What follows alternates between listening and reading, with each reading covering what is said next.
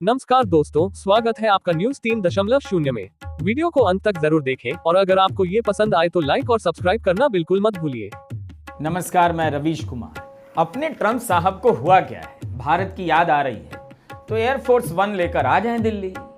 कोई नहीं रोकने वाला इंदिरा गांधी इंटरनेशनल एयरपोर्ट पर। जैसे अमृतसर एयरपोर्ट पर उन्होंने अमेरिका के सैनिक विमान भेज दिए, किसी ने नहीं रोका। भारतीयों को हथकड़ी पहनाकर भेज दिया, किसी ने नहीं रोका। आ जाए दिल्ली जब मन चाहे तब, कोई ना कोई मंत्री तो चला ही जाएगा स्वागत करने। क्या पता प्रधानमंत्री ही चले जाएं। जीएसटी के बाद काफी खाली हैं।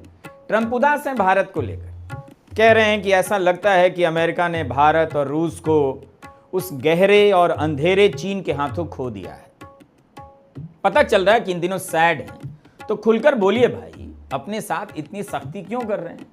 किसी ना किसी बहाने भारत का नाम दिन रात लिए जा रहे हैं, रोज कोई ना कोई बयान दे रहे हैं। तियानजिन में एससीओ की बैठक के बाद ट्रंप का ये बयान आया है, याद कर रहे हैं। लगता है उन्हें यह भी अच्छा नहीं लगा कि सब एक जगह जमा हैं और वे अमेरिका में अकेले अकेले बयान दे रहे हैं। टैरिफ ने ट्रंप को काफी अकेला कर दिया है। पोस्ट पढ़कर तो यही लगा कि भारत, रूस और चीन को बाबुल की दुआएं भेज रहे हैं। हे बाबुल, दुआएं लेती जा, जा तुझको सुखी संसार मिले चीन के साथ।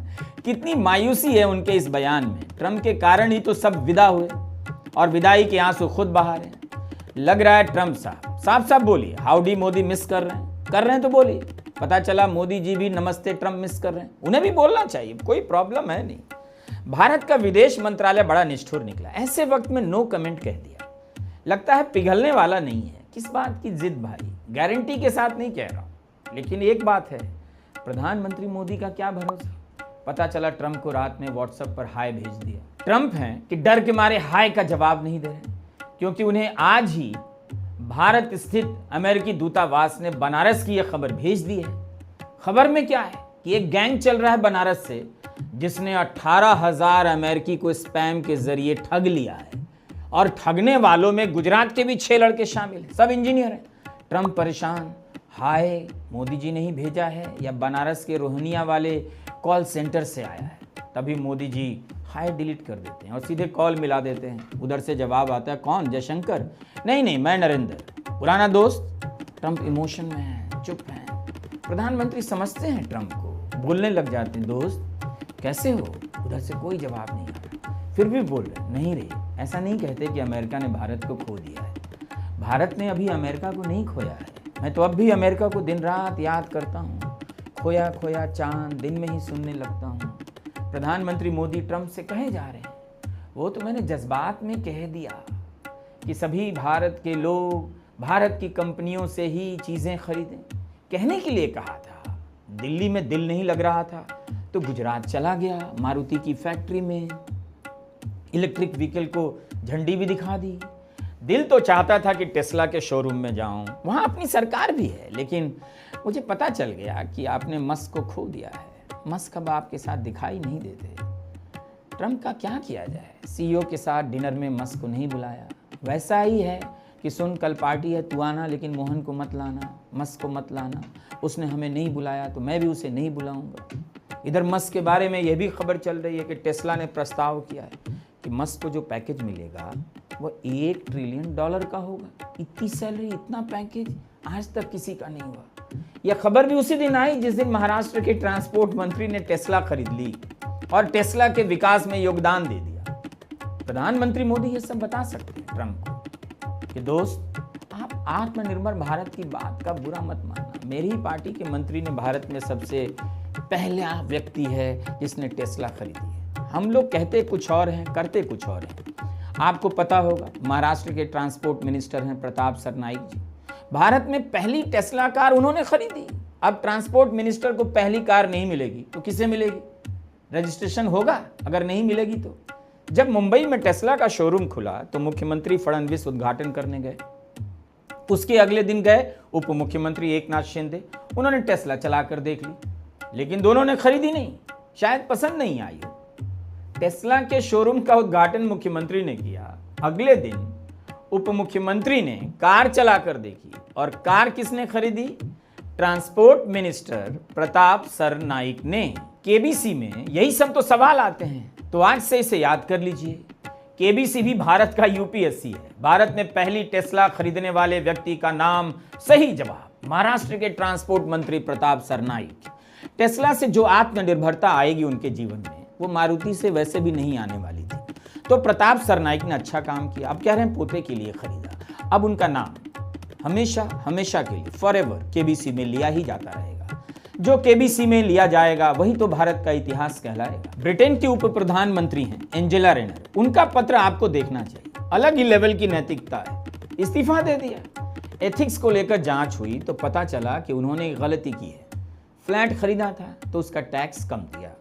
इतनी सी बात के लिए एंजेला ने इस्तीफा दिया और इस बात को लेकर जांच भी हो गई। इतना फालतू टाइम है ब्रिटेन के पास। ब्रिटेन की नौकरशाही और संसद में जो भी काम करे उसकी नैतिकता का लेवल बहुत ऊंचा होना चाहिए, इस पत्र में एंजेला ने लिखा है। उन्होंने यह भी जोड़ा है कि उन्हें इस बात का अफसोस है कि टैक्स को लेकर सही से सलाह नहीं ली और उन्होंने इस्तीफा दे दिया। मतलब ऐसी खबरों को भारत में छपने से रोक देना चाहिए, वरना इसे पढ़कर पता नहीं कौन अफसर भावुक हो जाए, कौन मंत्री रोने लगे कि अब हो गया, अब और नहीं लूट सकता हूं, इस्तीफा दे रहा हूं। बहुत ही अच्छा पत्र नैतिकता को समझने के लिए, लेकिन इस पत्र को भारत के अफसरों और मंत्रियों से दूर रखना चाहिए। महाराष्ट्र के ही उप मुख्यमंत्री का एक वीडियो आपने देखा होगा वायरल। आईपीएस अफसर, महिला आईपीएस अफसर को फोन पर कह रहे हैं अवैध खनन के खिलाफ जो कार्रवाई की जा रही है उसे रोक दीजिए। अवैध खनन करने वाला बाय गॉड कितना बड़ा आदमी होगा, सीधा डिप्टी सीएम को फोन कर रहा। इसे कहते हैं सशक्तिकरण, एम्पावरमेंट। वीडियो वायरल हुआ मगर इससे किसी को वायरल नहीं हुआ। यह ठीक नहीं है। खबरें छप गई लेकिन उप मुख्यमंत्री का कोई कुछ बिगाड़ सकता है? नेवर। उप मुख्यमंत्री ने भी सफाई दे दी है कि उनका इरादा हस्तक्षेप करना नहीं था, तनाव ना बढ़ जाए इसके लिए फोन किया। कितना सुंदर इरादा है। जहां जहां अफसर चोरी डकैती के खिलाफ कार्रवाई करते हुए पाए जाएं, उन्हें डिप्टी सीएम को फोन करना चाहिए कि मेरा इरादा दखल देना नहीं है, बस देख लेना, तनाव ना बढ़ जाए। भारत में इन्हीं कारणों से न्याय का इतिहास नहीं लिखा जाना चाहिए। किसी ने तो इसकी गारंटी दी है, वरना उमर खालिद, गुलफिशां, मीरन हैदर, शर्जील इमाम को जमानत नहीं मिली। तो कई अखबारों ने संपादकीय लिखे, ज़्यादातर अंग्रेजी के हैं। यह ठीक नहीं हुआ। ट्रायल भी नहीं, मुकदमे की सुनवाई नहीं, 5 साल गुजर गए और आप जमानत नहीं दे रहे। कपिल सिब्बल ने तो बाकायदा प्रेस कॉन्फ्रेंस की है, लेकिन उन्हें भी पता है कि कोई सुन नहीं रहा है।